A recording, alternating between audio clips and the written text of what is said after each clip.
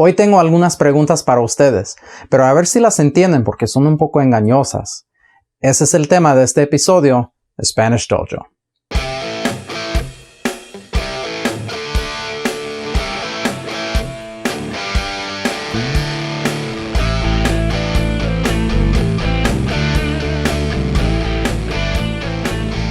Hey guys, welcome back to Spanish Dojo, where we work to hone your Spanish speaking skills and try to make you sound more like a native speaker. In today's video, we're going to be talking about what I've kind of referred to as idiomatic questions, for lack of a better term. What these are, I mean, that's really what they are. They're idiomatic expressions, but they're in the form of a question.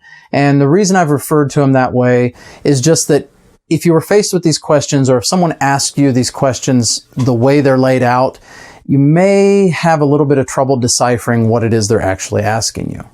Now, when you first start studying Spanish, you learn lots of questions that you may be asked, and then you may have some of these same questions for other people. But usually what you're taught is the straightforward way of going about things. So take, for example, ¿Cuánto cuesta? Right? Like, how much is it? Or, ¿Cuál es la fecha? Or, ¿Cuál es la fecha de hoy? You know, what's the date? Or, what's today's date? Now, these are very straightforward questions, and most of the words in the question mean exactly what the same words would mean in English. So they're pretty easy to figure out, even if you go piece by piece. But what all of these questions today have in common is that they would be really tough to decipher if you just looked at the individual words. You kind of have to memorize them as a formula and understand that that's what that question is asking. That's what makes them idiomatic. Okay. So without further ado, let's get into some of these. And what I'll do is I'll give you the idiomatic question, the way it might be asked of you. See if you can figure it out based on that. I'll then do a follow-up question that'll be a more straightforward version of the same question. See if you can get it from that. And then finally, I'll give the English translation of each one. Okay, so starting with the first one, this one is, ¿A qué te dedicas? ¿A qué te dedicas? Can you get it? A more straightforward version of the same question would be something like, ¿En qué trabajas? ¿En qué trabajas? And an English version might be, what do you do? Or what do you do for a living? So it's what do you do in the sense of what is your job? That's what's being asked here. Okay. ¿A qué te dedicas? What do you do? Or what do you do for a living? Or what's your job? Okay. The second one is ¿Cuánto vale? ¿Cuánto vale?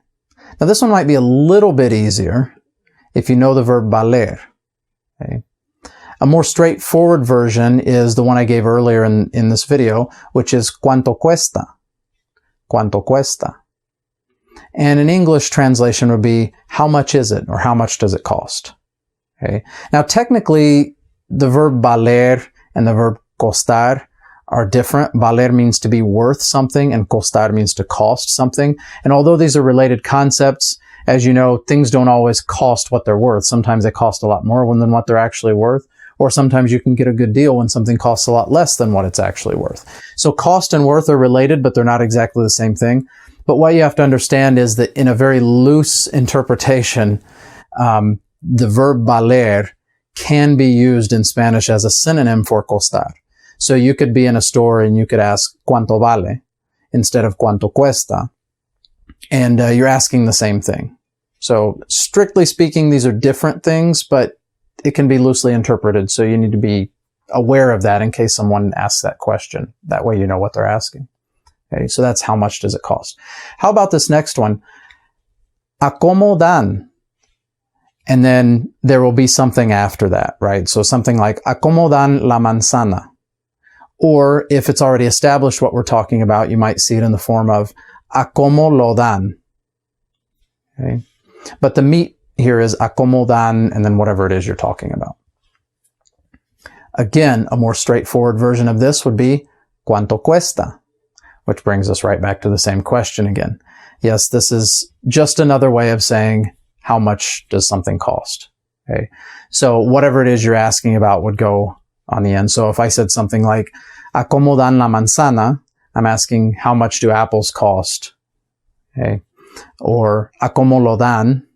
if we've already established what we're talking about, that would just be how much does it cost? Okay.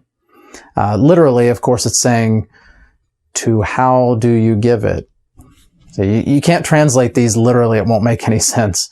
That's why they're idiomatic. The next one we have is kind of related to what we just did. This one is ¿A cómo está? And then you put in whatever it is you're talking about. So I might say something like ¿A cómo está el dólar? ¿A cómo está el dólar? Now, this is a related concept. It's a little bit different. I'm not sure how else to do this one as a more straightforward question.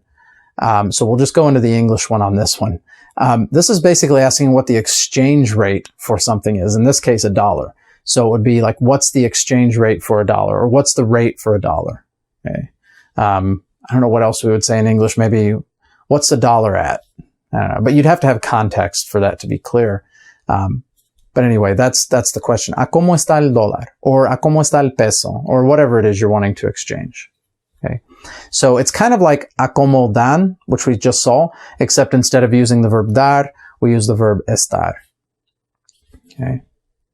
Now, that's a good segue into the next one, which is ¿A cómo estamos?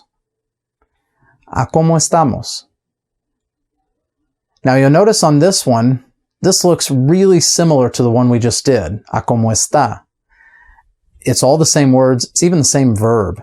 The only thing I changed was the conjugation. So instead of ¿A cómo está?, which is third person singular, I used ¿A cómo estamos?, which is first person plural, the we form, nosotros, right? And that's a really important part because you might be tempted to think this means the same thing because it's ¿A cómo?, and it has the verb estar, but it's not. It's that use of nosotros as the subject that really changes the meaning of this one. ¿A cómo estamos? Means, in a more straightforward version, ¿cuál es la fecha? Or ¿cuál es la fecha de hoy? Okay. What's the date? Or what's today's date? Okay. ¿A cómo estamos? ¿Cuál es la fecha? What's the date? Next one, also very similar. ¿A qué estamos? ¿A qué estamos? A more straightforward version of this, same as the last one. ¿Cuál es la fecha? Or ¿cuál es la fecha de hoy? So this one also means what is the date or what is today's date. In other words, you can say ¿A cómo estamos? ¿A qué estamos? Or ¿cuál es la fecha? Or ¿cuál es la fecha de hoy? These are all ways to ask for the date. Okay. Next, we're going to continue this trend of estamos. The next question is ¿A cuánto estamos?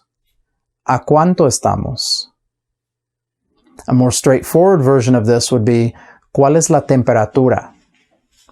¿Cuál es la temperatura? And in English, what's the temperature? What's the temperature? So the idiomatic version is ¿A cuánto estamos? Kind of like how much are we at? Which kind of makes sense, but maybe lacking a little context in English. Okay. The next question, this one gets a little bit more difficult. ¿A quién le vas? ¿A quién le vas? Okay. And I don't know of a more straightforward way to ask this in Spanish. This is just kind of what this is. I think the best translation in English would be, whom are you rooting for? So this could talk about sports or politics or whatever, any situation in which you want a player or a candidate or a team to win. That's the person that you're rooting for or the team that you're rooting for. That's the way you ask this question in Spanish. ¿A quién le vas? Whom are you rooting for? You can see how if you tried to translate that literally, it wouldn't make any sense. So you got to remember the whole thing as a structure. Okay. This one gets a little trickier, I think. Next one is ¿En qué te recibiste? ¿En qué te recibiste? Literally, in what did you receive yourself? But if you try to figure it out from that, it won't make any sense. Okay. ¿En qué te recibiste? A more straightforward version in Spanish would be ¿Qué estudiaste? ¿Qué estudiaste? Or ¿En qué sacaste tu título? Maybe something like that. Did you get it? This is kind of like saying, what did you study? Or what is your degree in? That's what's being asked here. What did you study or what was your degree in? ¿En qué te recibiste?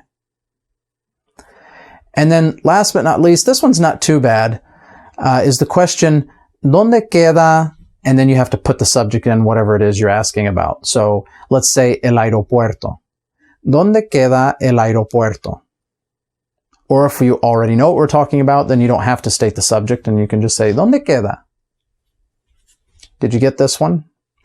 The more straightforward version in Spanish would be, ¿Dónde está? So, ¿Dónde está el aeropuerto? Or ¿Dónde está in general if you already know the subject. Okay. So this just means where is whatever, or where is it if we already know. Okay. The only real difference here is that we changed from the verb estar to the verb quedar. So just be aware that when people are asking for directions, they may not use the verb estar. It's common to, but it's also common to use quedar. So be aware of that so that if it comes up, you know what's being asked. ¿Dónde queda el aeropuerto? Where is the airport? And those are the 10 questions for this video. How'd you do? Some of them are probably a little bit trickier than others, but leave a comment down below. Let me know how many you got. Or, you know, maybe if you're a Spanish speaker, a native Spanish speaker, maybe you know some more of these kind of idiomatic questions that aren't really that clear on their face. If so, leave them in the comments below, and we'll see if we can figure out what those are. That's it for the episode for today. Again, give it a like and subscribe for more content like this. And if you're watching this video after 2019, then check the description for a link to my book where you can get a lot more content just like this. That's all. We'll see you next time. Thanks.